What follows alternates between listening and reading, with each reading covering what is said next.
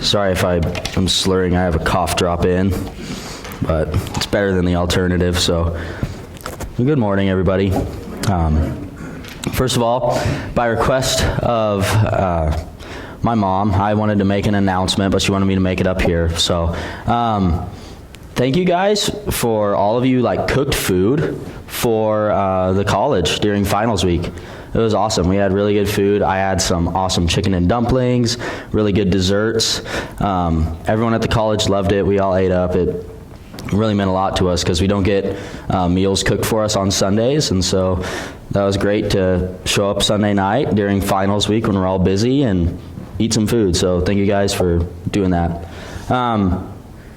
I want to say I see a lot of new faces. Tim did a good job of introducing me, but my name's Caden, for you guys who don't know, and I do go to Boise Bible College. I'm majoring in youth ministry, not preaching ministry, but I'm up here anyways, and yeah, that's what I wanted to say. I'm not Tim, don't worry, he didn't shrink. My name's Caden, and yeah. For those of you who I do recognize, some of you know me quite well. You might want an update on what's going on, and don't worry, this update kind of relates to the message a little bit. So I'm currently interning out at a church in the north end of Boise called Hill City, and what I do up there is I am the team lead for the junior high ministry. And so we meet every Sunday, and we're trying to get a midweek program going on. It was kind of like a ground up build, and we meet every Sunday, and we started out 9 kids at the most would show up, maybe if we got lucky, and now we're averaging a little over 20 each week. It's actually the fastest growing ministry there, and things are booming. It's really great. And part of why I want to tell you guys about that is I have some pretty awesome experiences out there, and one of my favorite ones was actually when I had to serve in a children's ministry. So normally I say junior high. Children's, I mean preschool, kindergarten age kids. They needed some help. I was like, I'll do it. Went in, and I heard the greatest quote I've ever heard from that place in this children's ministry. And I was hanging out with this little girl named Olivia and her little sister named Bella. And Olivia was 5 and Bella was 3. And what happened when we were hanging out was Olivia announced to me that Bella was borrowing her watch. And I said, that's cool, let your little sister, share your clothes. I bet you guys will be doing that for your whole lives, right? Well, I said forever. My mistake, because Olivia told me, well, not forever, we'll die. Matter of factly, right? 5-year-old girl. I'm like, okay, well, at least as long as we'll be alive, right? And she's like, yeah, I guess. And when kids get that face like they're thinking about something, they're not sure whether or not to say it. Olivia's making that face, and she leaned in to me, and I'm like, yeah, what's up? She whispers, she says, people die when they're too fat. And that's the greatest quote I've heard from that place. It was awesome. And the story, it's cute and funny, but the reason why I tell you this is because we all die. And we all know we're going to die. Even innocent 5-year-old girls know this. And death, as we all know, guarantees us one thing. Because we have death, we were at one point alive. And that's the guarantee. Life is full of many exciting things. We can read books or take classes to be smarter. We can work to attain things, make our lives easier. We also pursue things like stability and control. Life can be spent doing fun things like thrill-seeking. I have a bucket list. I want to go skydiving one day. I want to go to Iceland, all these cool things, right? Also, life is full of many choices and tasks. But here's the kicker. None of that matters at all. Don't believe me? Let's turn to Ecclesiastes 12, verse 8. Wait for a sec. All right. Meaningless, meaningless, says the teacher. Everything is meaningless. Just let that sink in. You have the inspired word of God saying everything is meaningless. It's awesome. Now, the new year is right around the corner, and in our culture, the new year signifies a time for self-improvement. That is what it is about. It isn't just about getting a new calendar with puppy dogs or a Minnesota Vikings calendar like my parents got. They're playing right now. I'm tempted to check the score, but I'm not going to. But that's not what it's about. What we've made the new year in today's culture is a chance to improve our lives in fill in the blank. We buy self-help books, we take classes, maybe learn how to cook. We do various things to improve our circumstances, and it looks like what the Bible is saying is that everything we do is meaningless, it's pointless. So why would we ever waste our time doing that? I mean, who would have thought the Bible, right, the inspired word of God, seems to present a nihilistic worldview? My favorite translation of this verse, I read out of the NIV for you guys, but my favorite translation, I looked at various ones when I was preparing this sermon, was actually what the NLT said, and it said, everything is meaningless, completely meaningless. That's inspiring. Doesn't that make you just want to leap for joy? Maybe frolic with puppies. Is that the first time anyone said frolic up here? I don't know. But no, verse sucks to read. And at first glance, it really sucks, because what it's basically saying is that everything we do with our life and all the ways we try to improve it are meaningless. In fact, Ecclesiastes lists a whole bunch of things that are meaningless that we as human beings pursue all the time. Now, Ecclesiastes was written by a guy named Solomon. Solomon was one of the wisest people who have ever lived, and he was also one of the wealthiest people who have ever lived. Solomon was the son of King David. You may have heard of him. And before Solomon himself became king, he asked God to grant him wisdom, and God granted him great wisdom.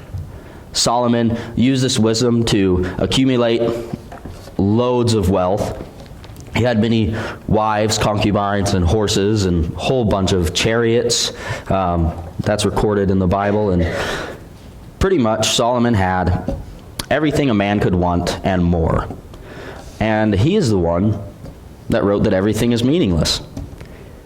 Now, he writes Ecclesiastes almost as a recount of his experience. And he recounted just himself going out and trying all these things, and he determined that it was all in vain. It's all vanity. And the first thing Solomon tried to pursue was wisdom. We see that in Ecclesiastes 1, verses 16 through 18. And Solomon basically says there that wisdom is meaningless. Starting in verse 16, he says, I said to myself, look, I have increased in wisdom more than anyone who has ruled over Jerusalem before me. I have experienced much of wisdom and knowledge. Then I applied myself to the understanding of wisdom, and also of madness and folly. But I learned that this too is a chasing after the wind. For with much wisdom comes much sorrow. The more knowledge, the more grief. We hear sayings today that I agree with. Sayings like, knowledge is power. Sayings like, readers are leaders. That's one of my favorite ones since I like books. But knowing stuff has its benefits, right? Typically, people who search for information or who want to be informed typically are more informed, right? But the pursuit of wisdom is meaningless because, first of all, you're never going to acquire all of it. And what you might come to find out, it might not make you all too happy. Also, what's the point of knowing all this stuff if you're just going to die and all that knowledge is going to die with you, right?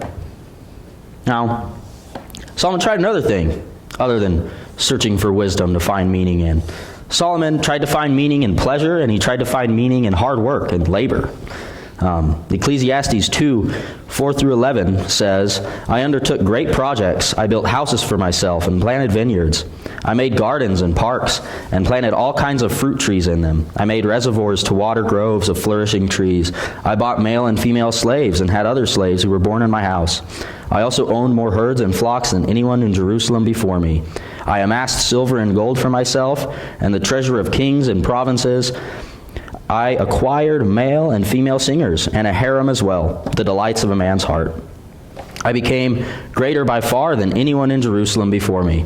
In all this, my wisdom stayed with me. I denied myself nothing my eyes desired. I refused my heart no pleasure. My heart took delight in all my labor, and this was the reward for all my toil. Yet, when I surveyed all that my hands had done, and what I had toiled to achieve, everything was meaningless, a chasing after the wind. Nothing was gained under the sun. People today chase pleasure all the time. Pleasure doesn't satisfy for long, though. Whether it's sex, possessions, or highs, people are always looking for more, and all of it is temporary. It provides a little bit of satisfaction, and it may be fun at first, but pleasure never lasts. We're always chasing more. I read an article the other day. Rapper 50 Cent bought himself another car to add to his collection. It was a $3 million Bugatti. It's cool, right? But he already has a bunch of cars. And I think pretty soon he's probably going to want another one, right? This car's satisfaction is not going to last him forever. I'm not saying it's bad that he bought himself a car. If I could afford it, I wouldn't mind buying a car like that. But eventually, it's not going to satisfy him any longer. I also looked at the app Tinder. I looked at how many users it has. If you don't know what Tinder is, either you're too young and you should ask your parents, or you're too old and you should ask your kids. I'm not really going to describe what it is up here because it's not the most appropriate app, but it has 57 million users worldwide. 57 million. And it's basically an app made for pleasure. Labor really doesn't have any meaning either. One task accomplished often leads to another. And work is never done. And what gets accomplished will eventually be obsolete. I remember I had a phone a few years ago. It was like top of the line, sort of like I forget, it was a Samsung Galaxy, that's what it was. And eventually it got obsolete. You have to keep going with the flow of things. Finding accomplishment or finding meaning in work, really, if you look at it, there isn't really any there. I work at a place called Tate's Rents. That's what supplies my income, and yeah, it's a fun job. Yeah, I get money out of it. It's rewarding, but there's really no meaning there. At the end of the day, I might rent someone a backhoe, I might rent someone bolt cutters, a carpet cleaner, but really haven't done anything significant or that's going to last too long, right? So that's what Solomon's saying there, is pleasure and labor are meaningless. Solomon also determined that seeking power was meaningless. Ecclesiastes 4:13 through 16 says, "Better a poor but wise youth than an old but foolish king who no longer knows how to heed a warning. The youth may have come from prison to the kingship, or he may have been born in poverty within his kingdom. I saw that all who lived and walked under the sun followed the youth, the king's successor. There was no end to all the people who were before them. Those who came later were not pleased with the successor. This too is meaningless, a chasing after the wind." What Solomon's saying here is that throughout his life, he saw people pursue power. Some people may have failed to gain it, others gained it. But eventually, that power gets lost. Either the next generation beneath you isn't going to love you as much as their parents did, or you'll die before they do. So, searching for power is meaningless. Solomon also found the pursuit of wealth, the accumulation of money, to be meaningless. In Ecclesiastes chapter 5, verses 13 through 17, it says, "I have seen a grievous evil under the sun, wealth hoarded to the harm of its owners, or wealth lost through some misfortune, so that when they have children, there is nothing left for them to inherit. Everyone comes naked from their mother's womb, and as everyone comes, so they depart. They take nothing from their toil that they can carry in their hands. This too is a grievous evil. As everyone comes, so they depart. And what do they gain since their toil for the wind? All their days they eat in darkness with great frustration, affliction, and anger. The pursuit of wealth is meaningless because you might accumulate a lot, but you can't take any of it with you. When you pursue wealth, it requires a bunch of hard work and toil, and we may get some pleasure from it in this life, but when we die, we get nothing from it.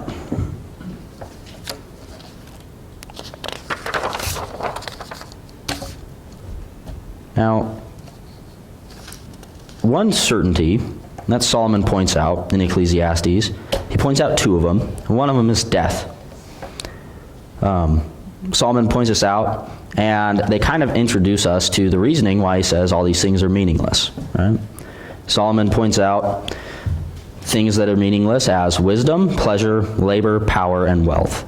And death is the reason why these things are meaningless. It is meaningless because we all suffer death, and it makes all of our hard work produce only temporary results. You might form all this stuff in your life, you might do all these great things, but at the end of the day, it's going to cease to exist, and what was the point? You might as well not even have done it. Right? Now, Ecclesiastes 9, 1 through 6 says, "So I reflected on all this, and I concluded that the righteous and the wise and what they do are in God's hands. But no one knows whether love or hate awaits them. All share a common destiny, the righteous and the wicked, the good and the bad, the clean and the unclean, those who offer sacrifices, those who do not. As it is with the good, so with the sinful. As it is with those who take oaths, so with those who are afraid to take them. This is the evil in everything that happens under the sun. The same destiny overtakes all. The hearts of people, moreover, are full of evil.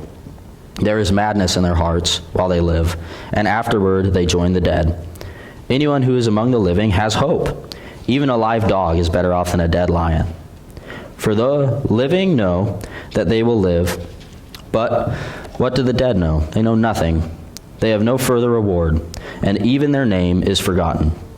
Their love, their hate, and their jealousy have long since vanished. Never again will they have a part in anything that happens under the sun." What Solomon's saying here is that everything's meaningless because, well, we're all going to die. Whether you were rich in this life or poor in this life, whether you were good or bad, you're all going to face the same thing one day, which is the inevitable death. It's certain. So, wisdom, pleasure, hard work, power, wealth, they're all meaningless because no matter what you do with your life, its effects will eventually cease to exist. Now, you may get some good out of pursuing wisdom. I love pursuing wisdom. I love learning new things. I love improving myself. But it is also meaningless because it will fade. Death being one certainty of life, the second in Ecclesiastes isn't taxes, but it's that we are all accountable. Accountability is a certainty of life that we all have to face. We are accountable to our Creator, God, for everything that we do. Now, that reason, our accountability makes pursuing, all of these things meaningless because they do not benefit our relationship with God in any way. Ecclesiastes 12, 13 through 14 says, "Here is the conclusion of the matter. Fear God and keep his commandments, for this is the duty of all mankind. For God will bring every deed into judgment, including every hidden thing, whether it is good or evil." That is the concluding statement of Ecclesiastes. A summary of it is wisdom, pleasure, labor, wealth, and power are meaningless because you cannot take them with you when you die, and they do not benefit your relationship with God. So what do we do then? I just read that we must fear God and keep his commandments, but is there anything else? Is there anything else that Ecclesiastes points to? I think Ecclesiastes points to three meaningful things for us to do. The first thing it points to is to make friends. Ecclesiastes 4:7-12 says, "Two are better than one, because they have a good return for their labor. If either of them falls down, one can help the other up. But pity anyone who falls and has no one to help them up. Also, if two lie down together, they will keep warm. But how can one keep warm alone? Though one may be overpowered, two can defend themselves. A cord of 3 strands is not quickly broken." Building human relationships, such as friendships or marital relationships, are not meaningless. And they're not meaningless because people are eternal. We do not cease to exist. Good friends remind us, and good friends also remind us of our accountability to God. That is one of the functions of the church, actually, is to keep each other accountable, is to make sure we're following the right path. Now, material possessions and earthly wisdom will not last forever, but people do. People are one of the things that you can actually see when you get up to heaven from this earth. All right? And so I think, this is part of the reason why I'm going to college, to learn more about the Bible and to be a youth pastor, is because I think the most important thing we can do as human beings is to bring people to Christ. And you cannot do that with a shallow relationship. You have to build relationships with one another, even those who really aren't Christian. However, Christian relationships do give you benefit. Now, the second thing that Ecclesiastes points out as a meaningful thing to do is to delight in what God gives you. Ecclesiastes 3:12-13 says, "I know that there is nothing better for people than to be happy and to do good while they live. Each of them may eat and drink and find satisfaction in their toil. This is the gift of God." This is found throughout Ecclesiastes, not just in chapter 3. But what it's basically saying is to be content with what you have. This is meaningful because it allows you to count your blessings. I'm serious. If you guys haven't tried, literally do this. Take some time to sit down one day and think about all your blessings. Count them. Say, okay, I have this, I have that. I wasn't hungry today. I wasn't thirsty today. Work was good today. If you consider all of these blessings as a gift from God, then it will help you see the good in your life. It'll help you be happy, and it'll help you grow closer to God and be more thankful to Him. And then the third thing that Ecclesiastes points out is really kind of the broad picture of Ecclesiastes. And basically it says, do not waste your time on meaningless things. This is huge. John MacArthur calls Ecclesiastes a painful autobiography. It is Solomon recalling how he squandered the best years of his life focusing on meaningless things other than God, things other than God.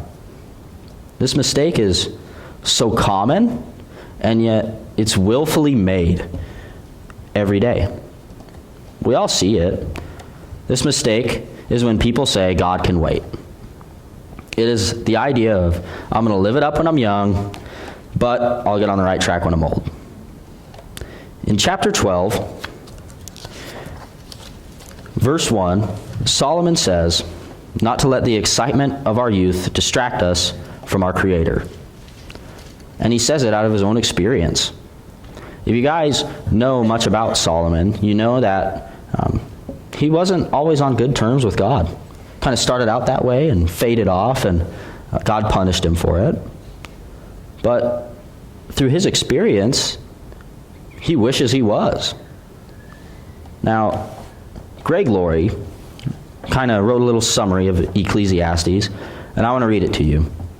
He says, Ecclesiastes is Solomon's analysis of life. Solomon had everything, incredible wealth, power, and intellect. He had tried every enterprise and every pleasure known to man. Yet his final conclusion about life was that it is empty and purposeless without God. His final conclusion in life was that it was empty and purposeless without God. When I was preparing for this sermon, I read that quote, and it made me ask 2 questions to myself. And I want to ask it to you guys, and I just want you to think, these are just rhetorical. And the first question is, what activities do I do in my life actually matter in the grand scheme of things? What activities that I do in my life actually matter in the grand scheme of things?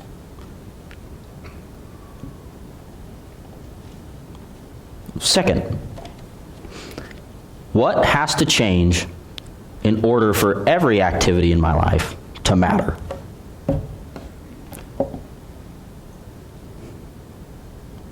As I've said, the new year is right around the corner.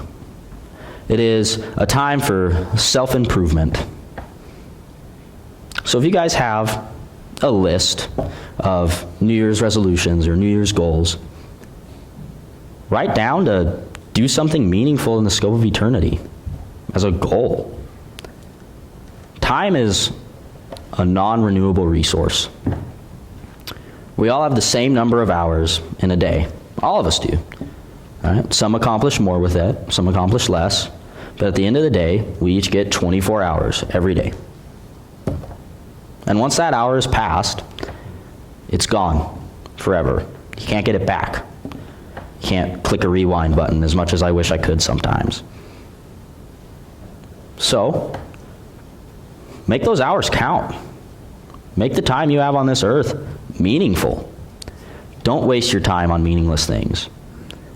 I think one of the main points of Ecclesiastes, and the final point in this sermon today, is we need to learn from Solomon's mistakes.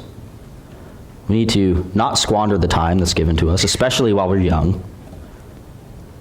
And we need to learn to spend our lives in relationship with God. Now, I'm going to pray.